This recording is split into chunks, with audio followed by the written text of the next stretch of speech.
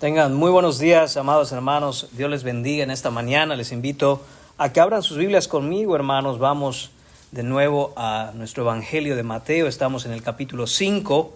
En este domingo atenderemos los versículos del 21 al 26 en este mensaje titulado Jesús y el sexto mandamiento. Dice así, hermanos, Mateo capítulo 5, versículos 21 a 26. Oísteis que fue dicho a los antiguos, no matarás, y cualquiera que matare será culpable de juicio. Pero yo os digo que cualquiera que se enoje contra su hermano será culpable de juicio. Y cualquiera que diga necio a su hermano será culpable ante el concilio. Y cualquiera que le diga fatuo quedará expuesto al infierno de fuego. Por tanto, si traes tu ofrenda al altar y allí te acuerdas de que tu hermano tiene algo contra ti, deja allí tu ofrenda delante del altar y anda, reconcíliate primero con tu hermano y entonces ven y presenta tu ofrenda. Ponte de acuerdo con tu adversario pronto, entre tanto que estás con él en el camino. No sea que el adversario te entregue al juez y el juez al alguacil y seas echado en la cárcel. De cierto te digo que no saldrás de allí hasta que pagues el último cuadrante. Oremos, hermanos.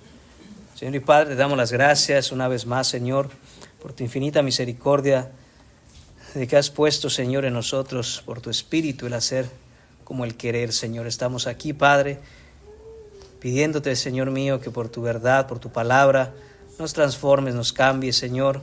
Abre nuestro entendimiento, ilumínanos, Señor, para poder comprender, Señor, la verdad de tu Escritura, Padre. Te pedimos, Señor, que tu Hijo Jesucristo sea glorificado en este servicio, en esta predicación, Señor, y que podamos ver la esperanza que hay en Él, Señor, porque ciertamente hemos roto el sexto mandamiento, Señor. Te lo pedimos en el nombre de tu Hijo Jesús. Amén. Pueden tomar asiento, amados hermanos.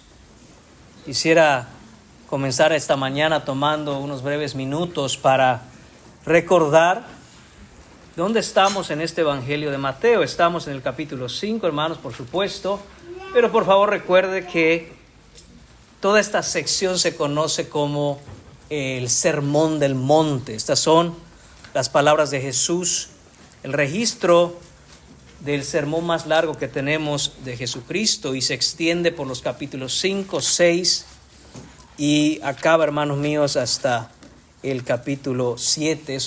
Estos capítulos todos se conocen como el Sermón del Monte. Recuerde que Jesús está sentado en un monte enseñando a sus discípulos.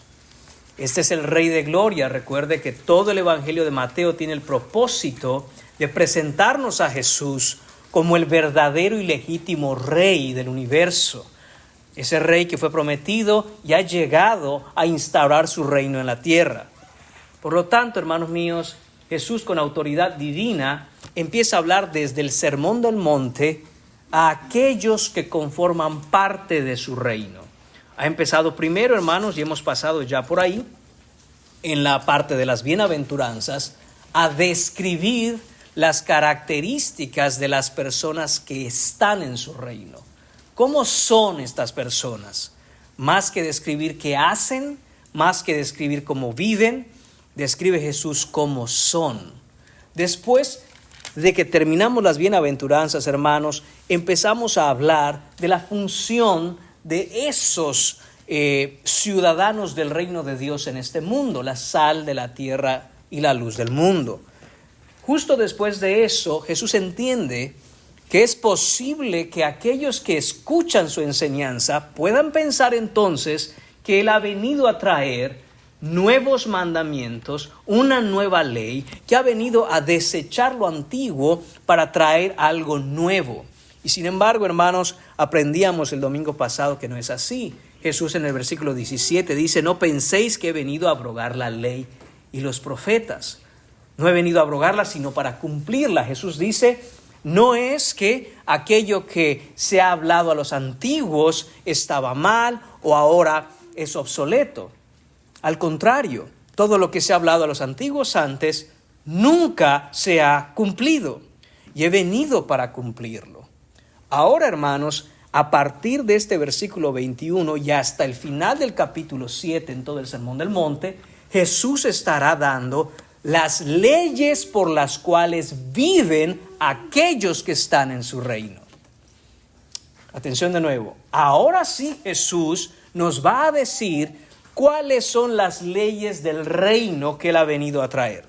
Y va a explicar, primero que nada, que esas leyes no son nuevas, que esto ya había sido hablado antes en el Antiguo Testamento. Sin embargo, que habían sido corrompidas por el hombre y que no daban cumplimiento al propósito por el cual han sido dadas. Ahora Jesús nos está diciendo que aquellos que verdaderamente han creído en Él y le siguen, tienen ahora la misión, tienen ahora, hermanos, el encargo y el mandato de vivir por estas leyes, pero no solo de manera externa, sino que ahora estas leyes están escritas en el corazón de aquellos que creen. Y ahora pueden, hermanos míos, aquellos que siguen a Jesús y están en el reino, entender a plenitud la profundidad de las leyes del reino. Dicho esto, hermanos, a manera de que todos estemos en la misma página entendiendo qué está sucediendo entonces con la predicación del Sermón del Monte, vamos a adentrarnos, hermanos, en este pasaje. Primero quisiera decir justo lo que platicaba hace un momento, ¿no? Lo que les decía hace un momento. Se ha malentendido por la humanidad a lo largo de la historia la naturaleza verdadera de los mandamientos de Dios, la verdadera naturaleza de la justicia de Dios. Los escribas y los fariseos enseñaban una obediencia legalista y externa de la ley. Reducían los mandamientos de Dios a meras acciones, a comportamiento, a qué tengo que hacer, qué tengo que evitar hacer. ¿Qué cosa me está permitido hacer y qué cosa tengo prohibido hacer? Sin embargo, Jesús en este Sermón del Monte destruye por completo esta comprensión superficial. Si nosotros pensamos que la ley de Dios, particularmente los 10 mandamientos, son una serie de reglas que me prohíben hacer ciertas cosas o me piden que yo haga otras, estamos entendiendo la ley de una manera completamente superficial, hermanos, y no es la manera en que debe ser. Jesús no abolió la ley, ya lo dijimos, sino que viene y revela la profundidad de su verdadera intención. Y esta es la justicia que fluye de un corazón regenerado. En este pasaje Cristo hace referencia a ese sexto mandamiento. El sexto mandamiento dice: no matarás. Los líderes religiosos, hermanos míos, veían esto de una manera muy simple. Si no habías matado físicamente a alguien, entonces eres inocente de violar el sexto mandamiento. Si no has matado a nadie, si no le has quitado la vida física a nadie, tú no has roto uno de los mandamientos. El sexto mandamiento para ti no es un problema. Nadie va a tener ese cargo contra ti por haberlo roto, siendo que no has matado a nadie físicamente. Sin embargo, Jesús declara que el mandamiento llega mucho más profundamente que las acciones físicas externas. Se extiende y adentra hasta los rincones más ocultos del corazón.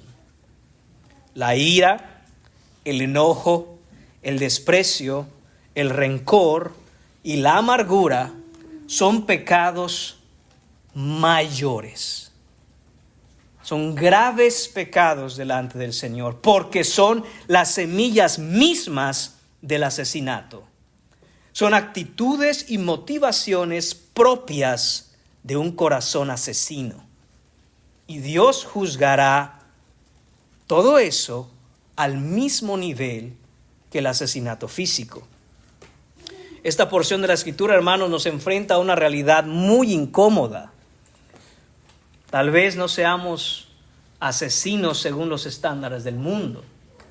Tal vez estemos aquí sentados y hasta donde sabemos nadie tiene cargos de homicidio en su contra. Nadie le ha quitado la vida a otro. Hermanos míos, eso dice el mundo. Pero Dios, que es santo, dice que nuestro enojo, nuestro rencor, nuestro resentimiento nos hacen culpables delante de Él de romper el sexto mandamiento. Y sin embargo, hermanos, lo hermoso es que Jesús no nos deja bajo condenación, sino que nos llama al arrepentimiento y la reconciliación antes de que sea demasiado tarde. Nos pide que vengamos a Él para limpiar todo eso de nuestros corazones y ser hallados inocentes en el día del juicio por los méritos de Jesús. La verdadera adoración a Dios y la verdadera justicia, hermanos, requieren un corazón libre de odio, libre de resentimiento, libre de amargura y que refleje la misericordia de Cristo mismo. De tal manera que al examinar este pasaje, hermanos, hay preguntas que debemos hacernos.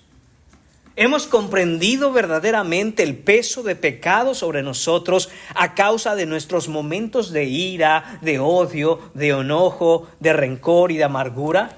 ¿Hemos entendido que esto es altamente grave delante de Dios? ¿O seguimos pensando que es un pecado menor? Que esto es normal y parte de la vida.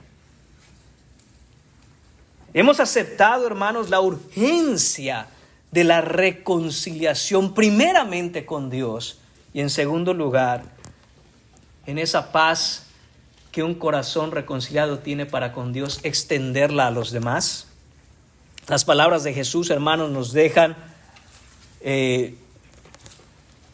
hermanos, con la mente y nos deben dejar con la mente puesta en la profundidad de las palabras que Él dice. El corazón debe ser transformado porque solo los misericordiosos, hermanos, recibirán misericordia y solo los puros de corazón verán a Dios. Tendremos este pasaje en esta mañana, hermanos, dividido en 3 secciones, 3 puntos para la predicación de esta mañana. Veremos la letra y el espíritu del mandamiento en los versículos 21 y 22. Veremos también el espíritu positivo del mandamiento en los versículos 23 y 24. Y pasaremos a la tercera parte, el tercer punto, a la advertencia a no ignorar el mandamiento, versículos 25 y 26. Así que, hermanos, empecemos a exponer el texto. Primer punto en esta mañana, la letra y el espíritu del mandamiento. Dice el versículo 21, oíste que fue dicho a los antiguos, no matarás, y cualquiera que matare será culpable de juicio. Hermanos, esta expresión, oísteis que fue dicho a los antiguos, la vamos a encontrar en este Sermón del Monte más de una vez. Y esto es que Cristo hace referencia a la enseñanza judía común de la época. Es una referencia a los rabinos, a los escribas de la antigüedad, que habían creado las muchas tradiciones con las que el judaísmo se había distinguido y que prácticamente habían reemplazado la autoridad de las Escrituras. Jesús se refiere a las interpretaciones tradicionales de los mandatos bíblicos. No se está refiriendo a los mandatos bíblicos en sí. ¿Por qué lo sabemos, hermanos? Porque esa expresión, de nuevo, la que utiliza Jesús aquí, oísteis que fue dicho a los antiguos, contrasta completamente a la manera en que Jesús cita la Escritura cuando lo hace. Cuando Jesús cita la Escritura, dice, escrito está. O dice, bien escribió el profeta tal cuando dijo. En cambio aquí, hermanos, no dice absolutamente nada de lo que está escrito. Hace un énfasis en que la gente había oído cosas. Hace un énfasis en que la gente del pueblo había escuchado a los antiguos, pero en realidad ellos no sabían lo que estaba escrito.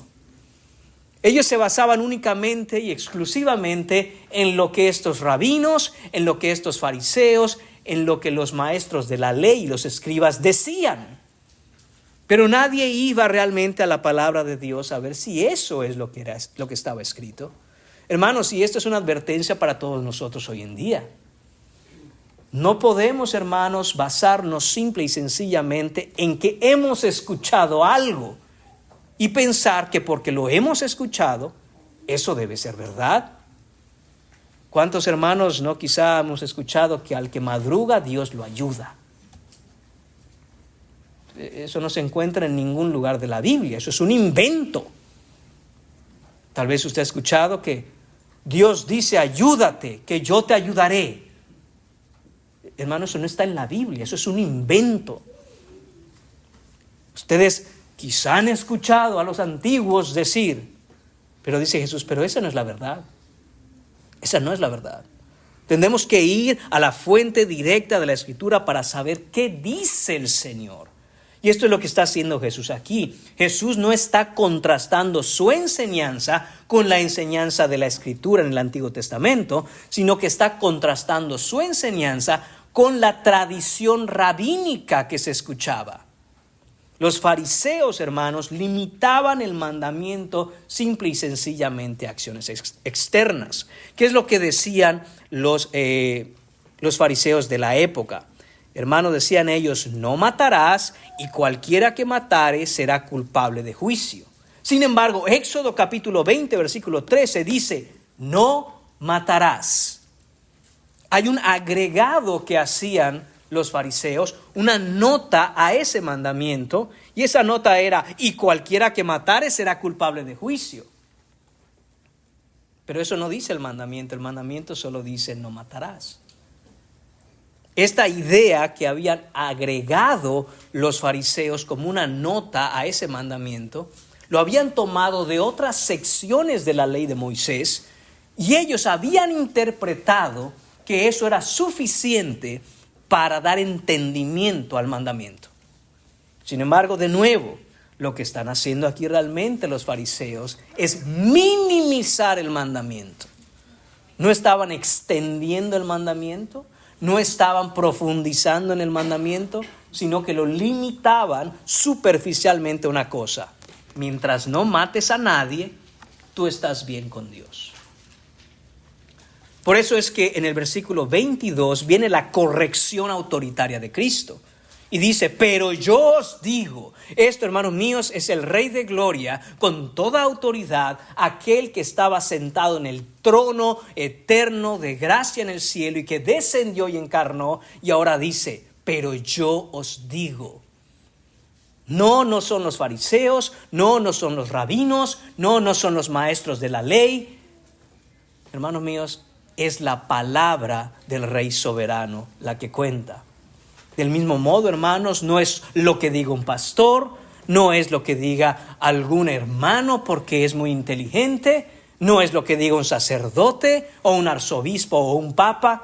Es qué dice Jesús. Jesús dice aquí, yo os digo esto, que cualquiera que se enoje contra su hermano será culpable de juicio, y cualquiera que diga necio a su hermano será culpable ante el concilio, y cualquiera que le diga fatuo quedará expuesto al infierno de fuego. Esta es la gravedad, hermanos míos, y la profundidad de lo que está hablando el Señor con respecto al sexto mandamiento.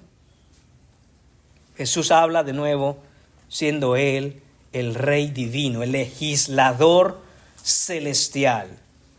Jesús está diciendo, déjenme explicarles realmente lo que significa el sexto mandamiento. Nadie puede decir que cumple el sexto mandamiento simplemente por no haber cometido el acto físico del homicidio. Porque el asesinato es mucho más profundo que eso. El asesinato, el homicidio, se origina en el corazón, no en las manos. Y empieza con los malos pensamientos, empieza con el enojo, empieza con la amargura en el corazón, independientemente de si estos llevan a consumarse el acto de manera física. Jesús declara que un individuo culpable de enojo es culpable de asesinato delante de Dios y que merece el mismo castigo que un asesino. Esto es lo que está diciendo el Señor. Dice, no es necesario llegar al punto de cometer físicamente el asesinato. Albergar enojo, resentimiento, ira, amargura en el corazón contra alguien es delante de Dios merecedor de exactamente el mismo juicio y el mismo castigo. El enojo es la raíz del asesinato. Primera de Juan, capítulo 3, versículo 15 nos dice: todo aquel que aborrece a su hermano puede ser homicida. ¿Es lo que dice? No, hermanos, dice: todo aquel que aborrece a su hermano es homicida. Hermano, esta es la enseñanza bíblica. Esta es la verdad que cae como un balde de agua fría sobre nosotros cuando nos cuestionamos cómo estamos delante de Dios. Y dice más Juan 3:15, dice, primera de Juan 3:15, y sabéis que ningún homicida tiene vida eterna, permanente en él. ¿Qué está diciendo primera de Juan aquí? Juan, cuando escribe esta carta, nos habla de que aquel que alberga esta falta de perdón, esta amargura, este resentimiento, este enojo, esta ira contra alguien, es imposible que tenga vida eterna. Porque la vida eterna que da Dios y la transformación que viene al corazón empiezan a echar fuera ese tipo de cosas, hermanos. Y si bien es cierto que fallamos y nos enojamos, muy diferente es retener el enojo, mantener la ira, guardar el resentimiento y estar viviendo en un estado de amargura. Eso es diferente. Por eso debemos ser rápidos, hermanos, en tratar con nuestro enojo. Tenemos que ser rápidos en ir a Cristo a tratar con Él nuestro corazón, un corazón que se enoja, que se irrita, que se ira. Jesús ataca la confianza que el hombre pueda sentir que posee porque Él no ha matado a nadie. De alguna manera, hermanos, hay una justicia que creemos que poseemos pero es que no he matado a nadie. Está como aquel video de un hombre, ya hace muchos años, que se hizo popular en redes sociales, que es arrestado por estar conduciendo ebrio. Y el hombre molesto porque dice: ¿por qué me arrestan? Dice: porque está usted conduciendo ebrio. Sí, pero no he chocado. Si no he chocado. El día que choque, pues que me arresten.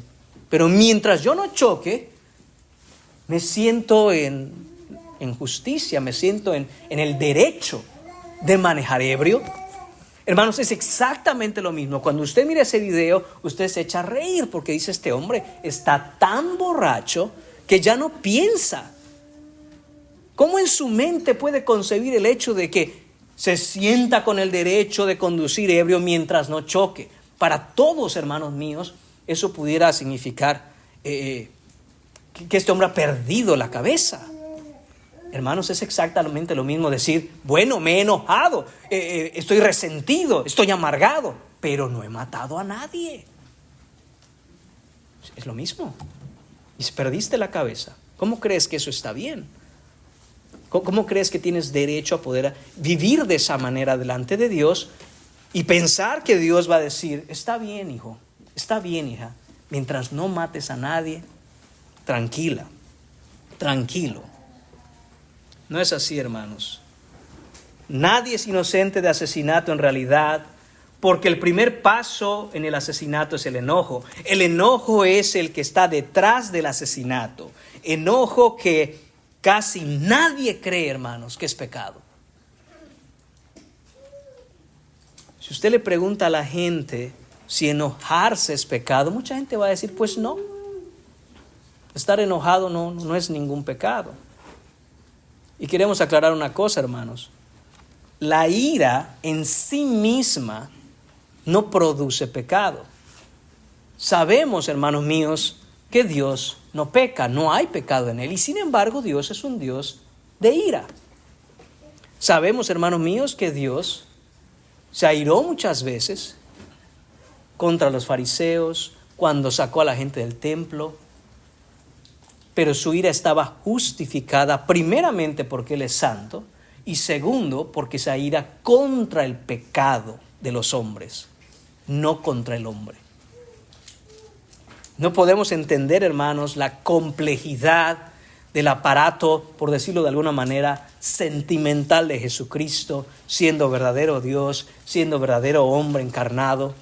Pero Él era capaz de enfurecerse, airarse contra el pecado justamente sin pecar.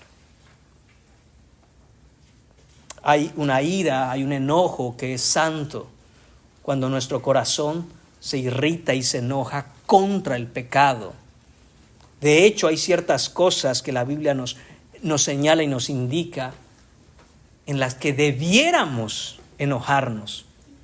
Pero nunca, hermanos, nos señala la Biblia enojarnos contra el prójimo, contra el otro, contra el hermano, porque ese es el uso del término hermano aquí. No está hablando de hermano cristiano, está hablando de hermano en el sentido general de la palabra, como prójimo. Entonces, hermanos, hay esa diferencia. En mayor o menor grado, el enojo convierte a todos los seres humanos en asesinos potenciales. Hay 3 ofensas descritas acá, hermanos. Son 3 etapas graduales del mismo pecado en realidad. Si leemos el texto, vemos que dice: cualquiera que se enoje contra su hermano será culpable de juicio. Cualquiera que diga necio a su hermano será culpable ante el concilio. Cualquiera que diga fatuo quedará expuesto al infierno de fuego. Esto va gradualmente aumentando. ¿Por qué? Primero, hermanos, vemos aquel que se enoja. Tiene que ver con enojo perturbador. Tiene que ver con ese sentimiento que la persona siente de que le hierve la sangre cuando algo sucede. Y se enoja, se irrita. Es algo interno. Es algo interno, hermanos. Eso se nutre. Y si no se le permite extinguirse, entonces empieza a crecer. Ese crecimiento se da, hermanos, cuando conservamos ese enojo contra alguien y entonces empezamos a estar rencorosos contra esa persona. Es la ardiente amargura que se niega a perdonar. Es ese rencor que se va guardando y dice: un día me las vas a pagar. Es ese enojo que escribimos en algún lugar en nuestro interior, en nuestra alma, en nuestro corazón. Un día te las voy a decir todas. Es ese enojo que no olvida, que constantemente está presente en la cabeza, que está buscando la ocasión para señalar y decir: recuerda que me las debes. Eso, hermanos míos, es este enojo que está hablando aquí el Señor. Se trata de un enojo que guarda enemistad y que no quiere soltar, no quiere reconciliarse. El escritor de Hebreos identifica la profundidad y la intensidad de la ira como raíz de amargura. Dice Hebreos capítulo 12, versículo 15: mirad bien, no sea que alguno deje de alcanzar la gracia de Dios, que brotando alguna raíz de amargura os estorbe y por ella muchos sean contaminados. Mirad bien. Esta es una manera en que el autor de Hebreos nos dice: fíjese, cuídese bien, analícese bien, eche fuera de usted esto. No vaya a ser que eso se convierta en una raíz que empiece a agarrar profundidad y entonces deje usted de alcanzar la gracia. Hermanos, para una persona que verdaderamente ha creído, sabemos que no se trata de perder la salvación, pero sí se trata, hermanos míos, de estar deshonrando a Dios primeramente, y en segundo lugar, no va a tener usted un crecimiento. No solo no va a tener usted un crecimiento espiritual, sino que va a vivir una vida no solo de amargura, sino una vida tan cargada, hermanos, que es una vida miserable de vivir. No es la vida a la que Dios nos manda a vivir. Jesús afirma que ese enojo es una forma de asesinato. Es una forma de asesinato. Desde que en Génesis Caín mató a Abel, hermanos, la historia de la humanidad ha sido una historia bañada en sangre. Los asesinatos están a la orden del día. Se han perpetrado grandes crímenes en la humanidad, sea por gobiernos, sea por las guerras, sea de manera individual. Y hermanos, no es un misterio que cada ciudad tiene índices de asesinato constantemente. Algunas ciudades tienen más índices de asesinato que otras, más altos índices de asesinato que otras. Pero en todas las ciudades donde existen hombres, existe el asesinato. Por allá, por los años 90, Luis Garavito, conocido como La Bestia, un asesino serial, un asesino en serie, fue atrapado y se le contaron 193 víctimas probadas. Se cree que el hombre asesinó a más de 300 personas, en su mayoría niños y jóvenes. Escucha cuál es el apodo de ese hombre: La Bestia. Hermanos, pero ¿y qué de los enojones? ¿Y qué de aquellos que todo les molesta? Hay que tratarlos con pinzas porque, no se vaya a molestar. ¿Cuántas víctimas contaría esa persona? ¿Qué apodo le pondrían? ¿La super bestia? Debemos, hermanos, cuidar nuestro corazón. Debemos, hermanos míos, llevarlo al Señor. No es cosa pequeña ser enojón, ser iracundo. No es algo grave delante de Dios. Muy grave. Para ser culpable delante de un tribunal civil, se debía haber sido culpable de asesinato y merecer la pena de muerte, hermanos. Y la persona que alberga esa característica en su interior y en su alma es culpable delante de Dios. El enojo merece, por tanto, ejecución, porque el fruto final del enojo es el asesinato. Pero eso no para allá, hermanos. No solo es el sentimiento de enojo en el corazón, no es solo la rabia que uno siente, pero entonces, si esto crece, pasa al insulto. Dice aquel que le diga necio a su hermano. La expresión aquí necio es la palabra raca. No hay, hermanos, una traducción real al español de la palabra raca. De hecho, en la Biblia de las Américas no la traduce. Dice raca. Es la expresión que se utilizaba en aquel tiempo. Sin embargo, Reina Valera 60 nos dice necio. Es algo más acercado. Este es un término, hermanos, de maltrato malintencionado, de calumnia, de mofa, que hiere. Se ha traducido de otras maneras como insensato, inútil, necio, imbécil. La connotación, la idea que se quiere transmitir con esta palabra es de ser descerebrado, tonto, cabeza hueca, un zopenco.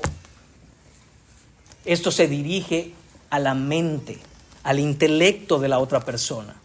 Cuando uno está enojado y guarda ese rencor, no lo trata delante del Señor, no quiere perdonar, lo guarda, lo siguiente que va a ocurrir es que en sus palabras que va a dirigir a la persona, va a buscar la ofensa. Y la primera cosa que va a buscar, en lo que va a buscar ofender es en que el otro es un tonto. ¿Cuántas veces te lo tengo que decir? Pero qué tonto eres. Pero mira qué haces. Pero tú no piensas. No es la palabra, hermanos. No es solo la palabra. Es la intención en las palabras al momento de comunicarnos. Cuando vemos, hermanos, en Génesis capítulo 37, que José era amado por su padre. ¿Qué hicieron sus hermanos? Dice que lo aborrecieron. ¿Y qué no podían hacer ellos? Según el texto, no podían hablarle pacíficamente. No podían. No, hermanos, no es que tuvieran algo en la boca que se los impidiera. Es que el enojo que ellos estaban albergando en su corazón les impedía poder hablar con José amenamente, cordialmente, pacíficamente. Mientras lo veían, a todo le buscaban. Y en ese mismo capítulo después, cuando el padre de José lo manda a buscar a sus hermanos, ahí viene el soñador. Matémosle. ¿Se da cuenta cómo es un paso, hermanos, entre el enojo, el resentimiento, la amargura y el asesinato? Es un paso. Nos parece lejos, hermanos, pero en realidad espiritualmente es algo muy cerca. Esta expresión raca podemos aplicarla a nuestra vida hoy, hermanos, cuando damos respuestas y expresiones verbales hirientes para despreciar al otro contra el cual estamos molestos. De verdad que tú eres un burro. ¿Cuándo lo vas a entender? Cuidado, hermanos. Esa es la expresión raca, es lo que incluye esa expresión. Ante el enojo, siguiente paso, mis palabras empiezan a ser hirientes y atacan el intelecto de la persona. Pero no para ahí. Después, hermanos, dice que el que le llame fatuo, esta es otra palabra. Esta es una condena del carácter mismo, ya no solo del intelecto de la persona, ya no solo de que vemos a la otra persona como inferior intelectualmente, es un tonto, sino que ahora atacamos su carácter. ¿Quién es la persona? Esto es la palabra moros, y esto significa, hermanos, una traducción, la palabra fatuo. Otras palabras que se pueden emplear son la palabra estúpido o idiota.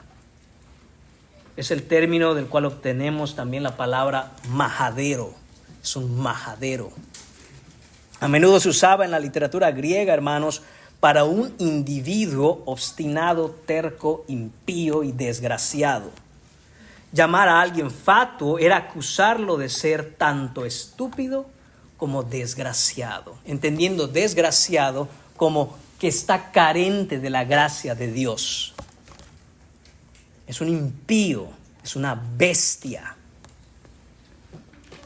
Ya no estamos hablando, hermanos, de que es tonto, es lento, no piensas, no comprendes. Ahora estamos diciendo que la persona es una bestia. No es un hombre, es un animal. Y muchas veces, hermanos, esas son las expresiones que utilizamos o que escuchamos. Muchas veces contra el cónyuge, muchas veces contra el compañero de trabajo, contra un hermano con el que peleamos, con un familiar, incluso los padres con los hijos. Es que de veras que tú eres un animal. Cuidado, hermanos, es grave. Muy grave. Absolutamente grave. Jesús nos explica que este significado profundo del sexto mandamiento, hermanos, tiene que ver con el corazón, tiene que ver con el espíritu del mandamiento, no solo la letra del mandamiento. ¿Qué es el espíritu del mandamiento? El espíritu del mandamiento tiene que ver con la esencia y la profundidad de lo que el Señor nos está mandando a vivir. Mientras que la letra simple y sencillamente es literal, lo que vemos impreso en nuestras Biblias. No matarás, 2 palabras. Sí, pero ¿qué hay detrás de todo eso? ¿Cuál es la profundidad del mandamiento? ¿Por qué nos manda esto el Señor?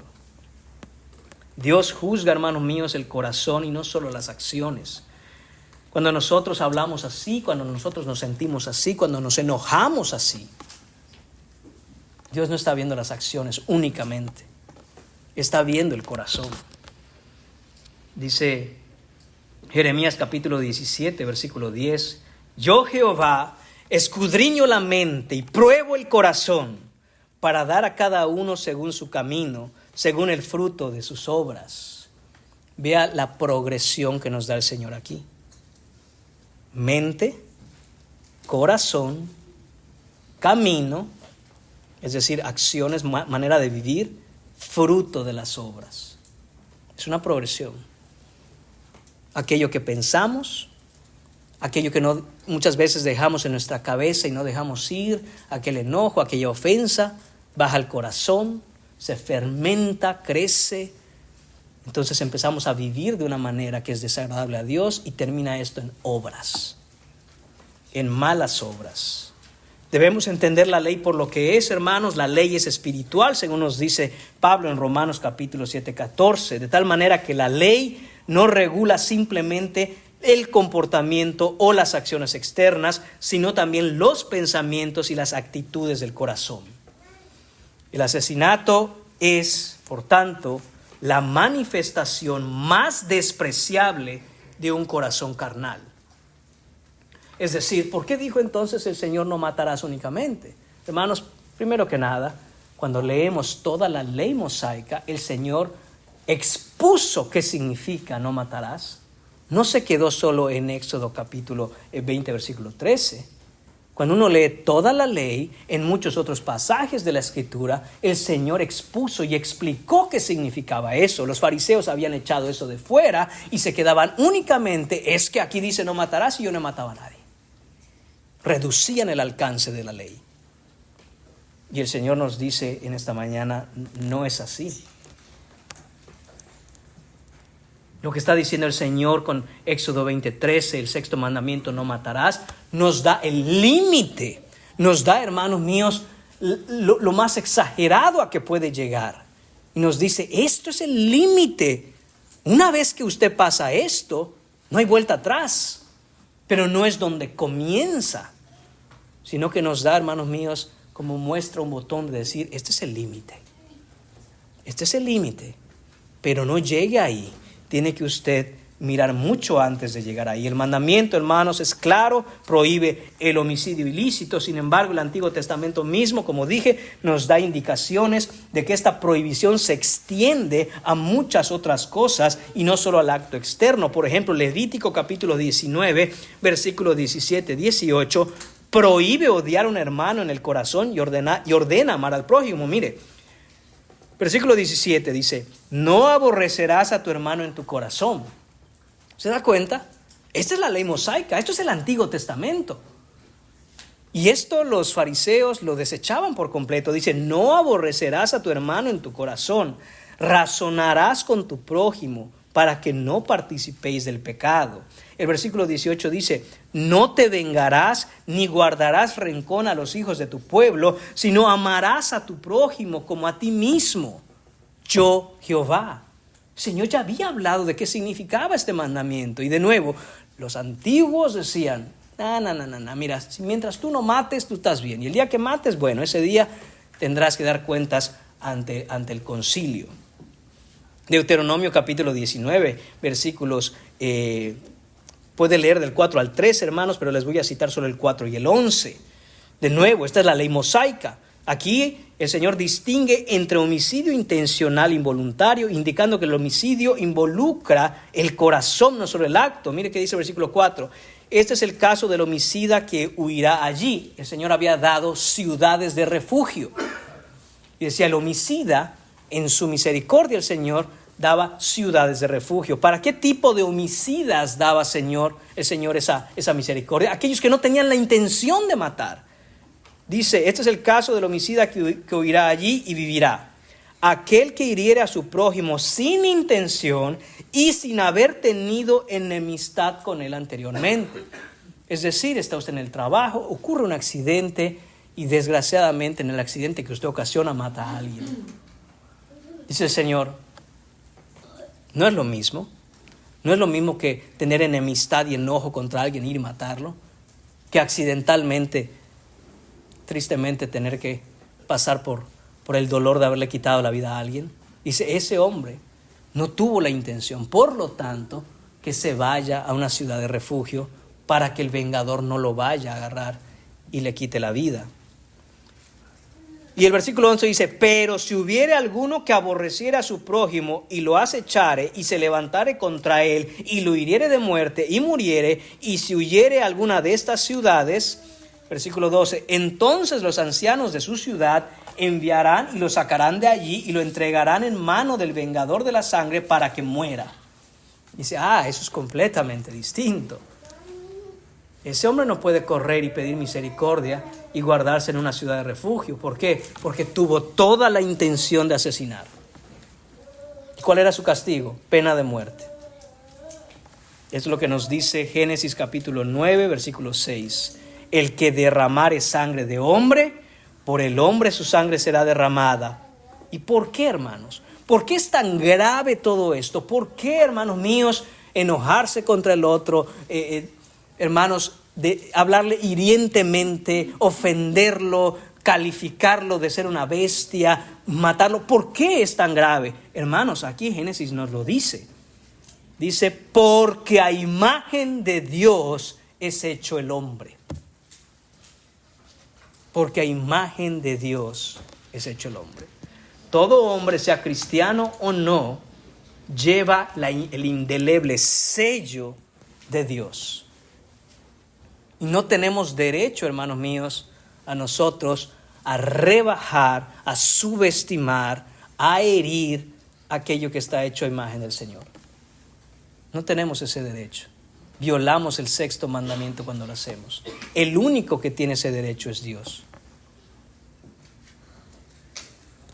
De la exposición que Jesús hace del 6º mandamiento, hermanos, obtenemos 5 principios básicos para entender la ley de Dios. ¿De dónde saca Jesús todo esto? ¿Por qué si Éxodo 20:13 solo dice no matarás? Jesús nos empieza a hablar del enojo, nos empieza a hablar del corazón, ¿por qué? Hermanos, de nuevo, porque la ley es espiritual. Y cuando nosotros leemos la ley de manera carnal, hermanos, la leemos de manera muy superficial. Y si la leemos de manera muy superficial, entonces, hermanos, eso propicia claramente que no entendamos de qué se trata la ley. Entonces, hermanos, voy a darles estos 5 principios porque nos van a ayudar a entender no solo los otros puntos que nos quedan en esta mañana, sino a entender, hermanos, toda la exposición que hace Jesús el Sermón del Monte que nos queda hasta el capítulo 7. Primero, hermanos, el espíritu de la ley es más importante que la letra de la ley. No solo es importante lo que dice, es importante la profundidad de su significado. Y nosotros debemos entender eso. Cuando leemos la Biblia, cuando leemos los mandamientos, cuando leemos lo que el Señor nos manda que vivamos, debemos procurar intencionalmente buscar cuál es el espíritu de la ley. Una manera, hermanos, en que muchas veces queremos ver los mandamientos de Dios o la vida cristiana es qué puedo hacer y qué no puedo hacer. Hermano, ¿está bien esto o no puedo hacerlo? ¿Está bien aquello o está mal? Hermanos, ya hemos hablado de esto antes, ya lo hemos mencionado. El domingo pasado hablamos un poco de eso. No funciona así la vida cristiana. El espíritu de la ley, ¿qué significa? El Señor quiere que nosotros tomemos decisiones de manera voluntaria que le honren y no que seamos robots siguiendo una lista de prohibiciones. Esto no se hace, bueno, no lo hago. Esto hay que hacer, bueno, pues entonces hacerlo. Y ya está.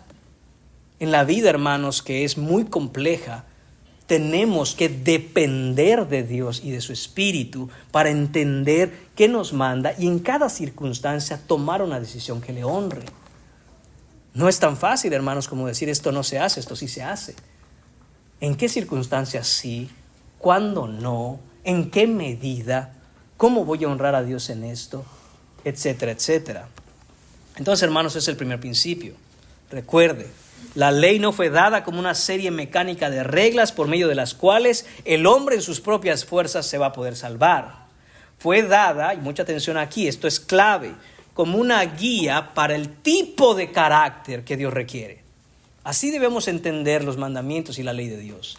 Nos hablan del tipo de carácter que Dios quiere que tengamos. De manera que cuando vemos el 6º mandamiento y dice no matarás, no está hablando de la acción únicamente, está hablando del carácter. Nos está diciendo el Señor, echa de ti toda cosa en tu carácter que parezca que tienes el carácter de un asesino. Echa eso fuera de ti. Porque nos habla del carácter, hermano. Segundo principio. La ley es tanto positiva como negativa. Es decir, cuando la leemos nos da prohibiciones, pero también, hermanos míos, al mismo tiempo nos da indicaciones para nosotros vivir la vida que Dios manda.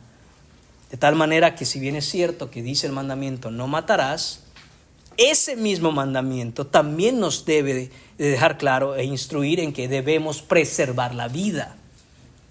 Aspecto negativo, es decir, prohibición, no mates. Aspecto positivo de ese mismo mandamiento, procura el bien de los demás, cuida la vida de los demás, porque es como se debe entender la ley. El tercer principio, hermanos, es que la ley No es un fin en sí misma. Su propósito más profundo va más allá de purificar o limpiar la vida del pueblo de Dios. Su propósito supremo es glorificar a Dios. Recuerde, glorificar a Dios es, de nuevo, el carácter de Dios. El propósito último es que nosotros crezcamos en una vida en la que nuestro carácter le muestra al mundo cómo es Dios. Recuerde que ese es el propósito último de nuestra existencia. Vivimos para glorificar a Dios. Cuarto principio, hermanos. En última instancia, solo Dios está calificado para juzgar a los hombres, porque solo Él puede juzgar los corazones de los hombres. Solamente el Creador tiene el derecho y la capacidad de juzgar los procesos internos de las criaturas. ¿Qué quiere decir eso? Hermanos, no seamos rápidos en juzgar a los demás. Usted no sabe. Usted mira acciones únicamente. Y si bien es cierto que nuestras acciones hablan de nuestro interior, el único que verdaderamente conoce los corazones es Dios. Y a veces con muy poca información, uno emite juicios instantáneos. Y nos parece que nuestros juicios son la verdad. Cuidado con eso, hermanos. Quinto principio para interpretar la ley. Todo ser humano está ordenado por Dios a vivir de acuerdo con la norma divina que es su ley. Pero, como es imposible que el hombre cumpla ese mandato, Dios mismo ha proporcionado el cumplimiento a través de su Hijo Jesucristo. De tal manera que aquel que demanda justicia también es el que imparte justicia. Él es el legislador y el redentor al mismo tiempo. Es decir, cuando nosotros vamos, hermanos míos, a ver los mandamientos y notamos y nos damos cuenta, vemos claramente que estamos en un problema porque somos enojones. Estamos en un problema porque guardamos rencor. Estamos en un problema porque tenemos ira en el corazón. La respuesta a eso, hermanos, es corre a Cristo.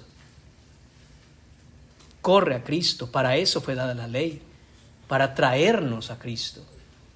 Y si bien es cierto que nos ha traído para justificación cuando éramos inconversos, aún como cristianos debemos correr a Cristo para nuestra santificación, que es lo que hablábamos el domingo pasado. Entonces, hermanos, cuando vemos la ley, es mucho más profundo que simple y sencillamente decir, bueno, ahí están las reglas y hay que cumplirlas. Debemos emplear estos 5 principios. Dicho todo esto, hermanos, nos quedan 2 puntos que van a ser mucho más breves. Porque en estos puntos, hermanos, nos va a hablar el Señor precisamente de la aplicación de esos principios. Entonces, punto número 2, el espíritu positivo del mandamiento. Hablamos que la ley tiene una enseñanza, un espíritu positivo y uno negativo. Negativo, prohibición; positivo, indicación. Y entonces aquí, hermanos, en los versículos 23 y 24, Jesús nos habla de ese segundo principio. La ley es positiva al respecto también. Versículo 23 dice: por tanto, si traes tu ofrenda al altar y allí te acuerdas de que tu hermano tiene algo contra ti, deja allí tu ofrenda delante del altar y anda, reconcíliate primero con tu hermano y entonces ven y presenta tu ofrenda. ¿Qué nos está diciendo Jesús aquí? No basta simple y sencillamente con el hecho de no matar físicamente a alguien, ya lo hablamos. También tiene que ver con no guardar enojo en nuestro corazón. No basta solo con no enojarse, porque muchos dirán, bueno, la verdad es que yo tengo un carácter, gracias a Dios, muy apacible. Es raro que yo me moleste contra alguien y yo le guarde rencor. Gracias a Dios me ha dado esa gracia de ser rápido en perdonar. Gloria a Dios, hermano, es una gracia muy grande la que te ha dado Dios si eres así. Pero eso no es suficiente. ¿Qué es lo que hace falta? Lo que hace falta es entonces lo opuesto. Ve y haz el bien. Ve y reconcilia cualquier cosa que aún otros puedan tener contra ti. Dice, si traes tu ofrenda al altar, recordemos que en este tiempo la ley ceremonial todavía estaba en efecto. Entonces, hermanos míos, ¿qué sucedía? Que los judíos tenían que presentar una ofrenda por sus pecados. Podía ser una ofrenda voluntaria o podía ser una ofrenda que la ley demandaba, pero ellos tenían que llevar una ofrenda constantemente. Entonces era una cosa muy común en ese tiempo, y cuando Jesús lo dijo, toda la gente entendía de qué se trataba, porque era constantemente que las personas tenían que llevar ofrenda al altar a causa y como remisión de sus pecados. Entonces dice Jesús, si tú estás llevando tu ofrenda, pero allí te trae el Señor Dios a tu mente, a tu memoria, de que tienes un problemita con un hermano, que tienes un problema con otra persona, dice Jesús, deja tu ofrenda a un lado. Atiende primero esto. Atiende primero la reconciliación. Atiende primero el corazón. Porque tú puedes venir y estar haciendo acciones, estar llevando a cabo actos religiosos y estás cumpliendo con la ley ceremonial, pero tu corazón no está bien. Tienes que atender primero tu corazón. Esto es algo completamente revolucionario, un cambio sorprendente, porque Jesús prioriza la reconciliación con el prójimo sobre la adoración a Dios. Hermanos, de nuevo, nos parece poca cosa andar molesto con aquel. Nos parece poca cosa guardarle rencor a ese y decir, pero yo llego a la iglesia. Y decir, pero yo leo mi Biblia, pero yo doy mis ofrendas. Hermanos, es muy común que las personas piensen, a lo mejor no estoy bien en este aspecto, aquí en mi corazón para con mi hermano, pero lo compenso con actos religiosos. Y dice Jesús, no funciona así, no sirve. Él prioriza, repito, pone como prioritario, como lo primero, antes de que vengas con ese corazón delante de mí a rendirme culto y adorarme, límpialo, arréglalo. De nuevo, ya hemos dicho esto, si es un problema con otro hermano, hay que solucionar eso primero. Si es un problema de rencor en el corazón, hay que tratarlo con Dios primero, antes de tratar de cubrir eso, de tapar eso con acciones externas y actos religiosos. Es una locura, hermanos míos, pensar que Dios se agrade de una adoración en la que el adorador tenga un corazón cargado de enojo e ira contra su prójimo. ¿Por qué? Hermanos, porque si nosotros hemos sido reconciliados con Dios por medio de Jesucristo, ¿qué derecho tenemos nosotros de no poder estar reconciliados con otro hermano? Si no entendemos, hermanos, el sacrificio de Cristo que cubre todo pecado, entonces nosotros empezamos a guardar, empezamos, hermanos, empezamos nosotros a tener ese rencor y ese resentimiento contra los demás, esa amargura contra el prójimo. ¿Y qué estamos realmente diciendo?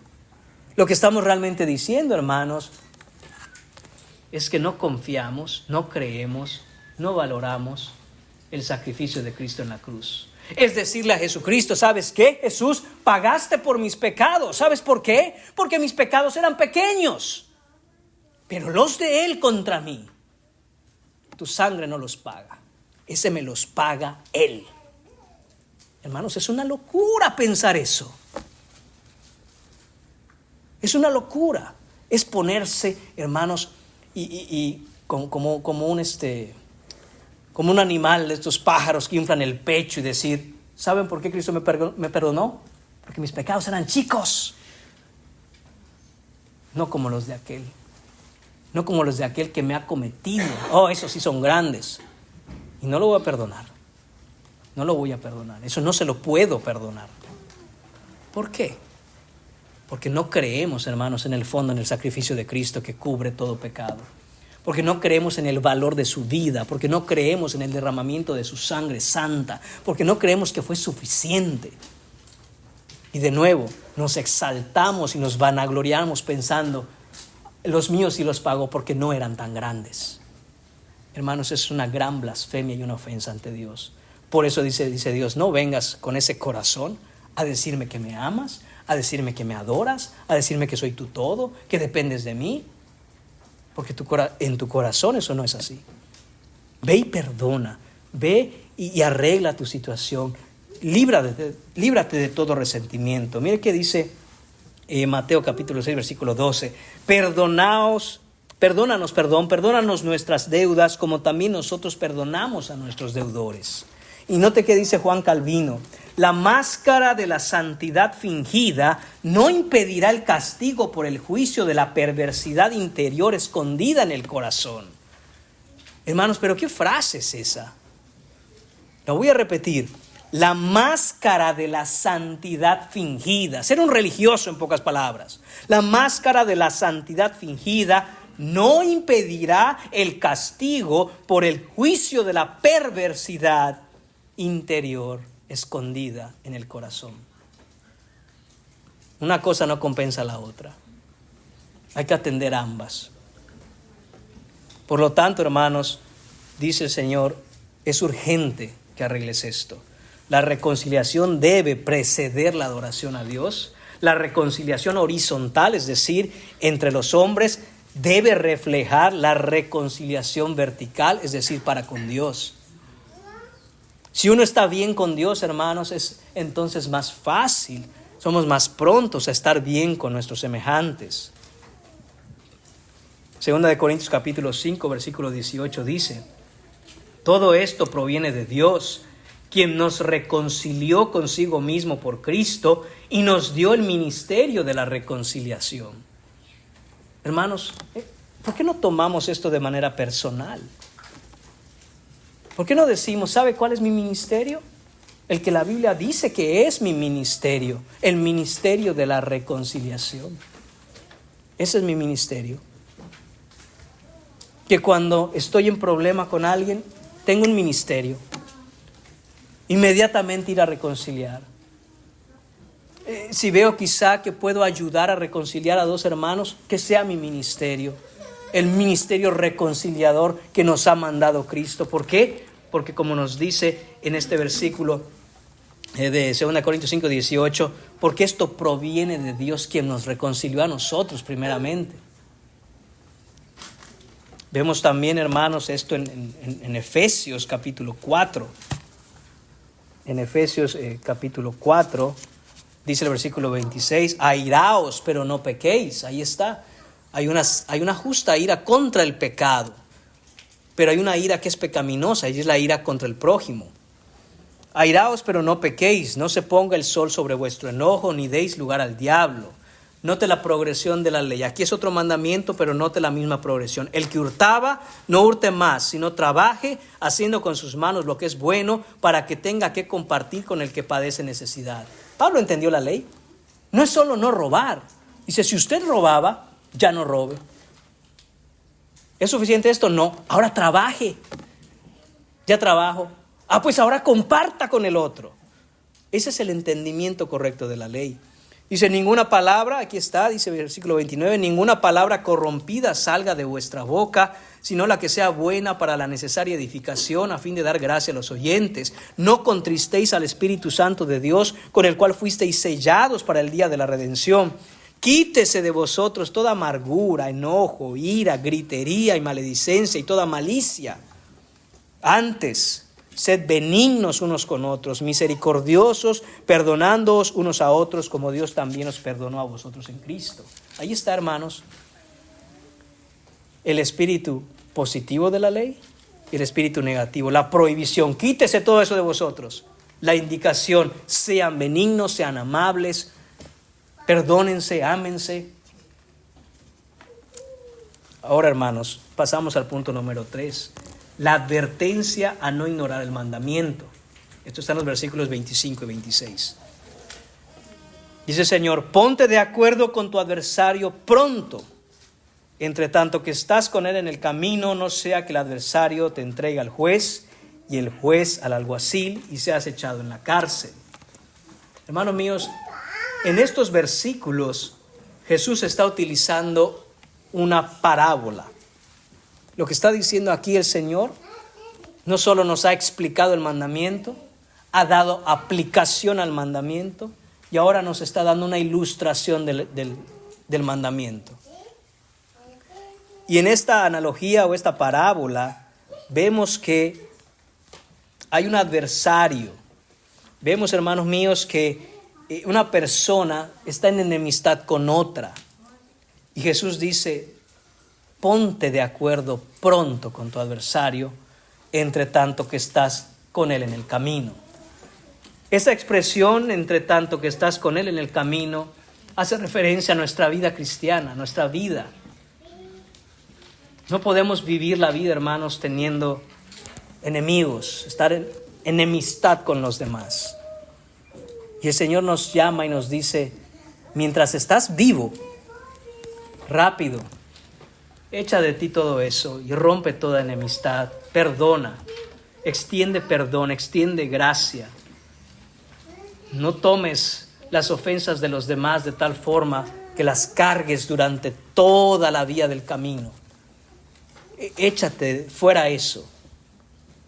Y aquí está la advertencia. No sea que, hay un peligro aquí, hermanos. No sea que el adversario te entregue al juez y el juez al alguacil y seas echado en la cárcel. Esto, hermanos míos, es el peligro de retrasar la reconciliación.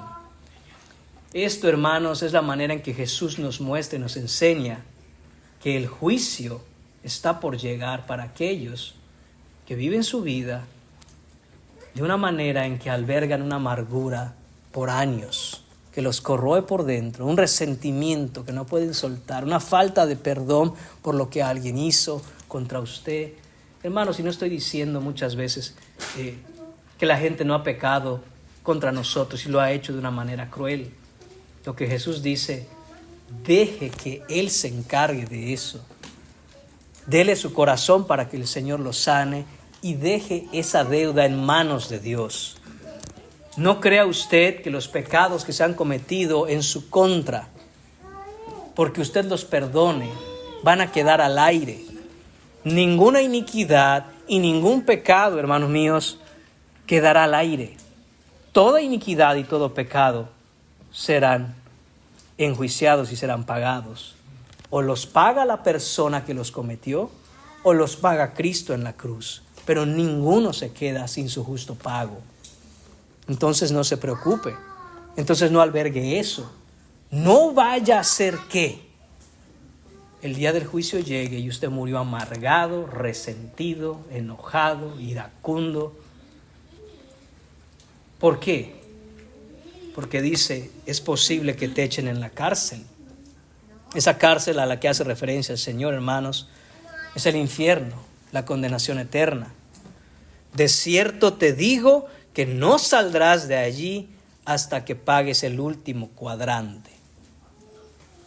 Hermanos míos, Jesús no está diciendo que vamos a estar allí un tiempo mientras eso se paga. ¿Por qué? Porque ninguno de nuestros pecados, hermanos, es posible pagárselo al Señor.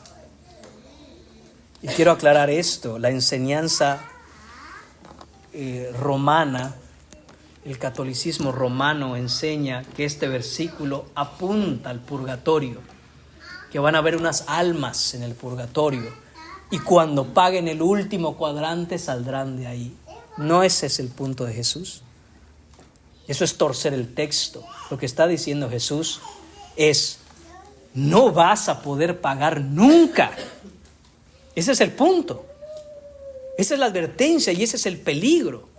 Usted dígale a una persona airada, iracunda y resentida, ¿sabes qué? Si mueres así, vas a estar un tiempo en un lugar hasta que pagues ese pecado. Pues lo pago, le va a decir. Porque así es la gente. Ese no es el punto. El punto es, usted no puede pagar esa deuda, nunca saldrá de ahí, no hay escapatoria. Entonces, esta es la advertencia, hermanos, contra aquellos que guardan resentimiento, que guardan amargura en su corazón, que tienen un corazón prontos a enojarse. Vayan a Cristo a que Él trate con eso, porque el peligro es, hermanos, ¿y qué si esto demuestra realmente que nunca estuviste en Cristo? ¿Y qué si esto demuestra que era simplemente un religioso externo? ¿Y qué si esto muestra que tú nada más hacías acciones religiosas para tapar el hecho que tu corazón nunca fue regenerado? Por eso dice Jesús, pronto, hazlo pronto, no esperes. Porque el hacerlo pronto y el encontrar esa paz que el Señor trae a un corazón así, es la prueba de que eres cristiano, es la prueba de que estás en Cristo, es la prueba de que tienes un Señor que te ha perdonado, y como te ha perdonado, entonces puede fluir el perdón hacia los demás. Puedes cambiar, hermano, esas actitudes que toda la vida has tenido, quizá en tu vida de inconverso. Venimos arrastrando todo eso y son malos hábitos que tenemos, pero en Jesús tenemos el poder para cambiar esas cosas. Es posible cambiarlas. Es esperanza esto, hermanos, no es condena. Jesús dice, hazlo pronto. Trae tu corazón a Cristo y que pronto Él trate con esas situaciones, porque no hay escapatoria para aquel que muere con un corazón iracundo. No hay escapatoria para alguien que muere con un corazón amargado, resentido, enojón. No hay escapatoria, aparte de la restitución completa, que es, hermanos míos, arder en la eternidad.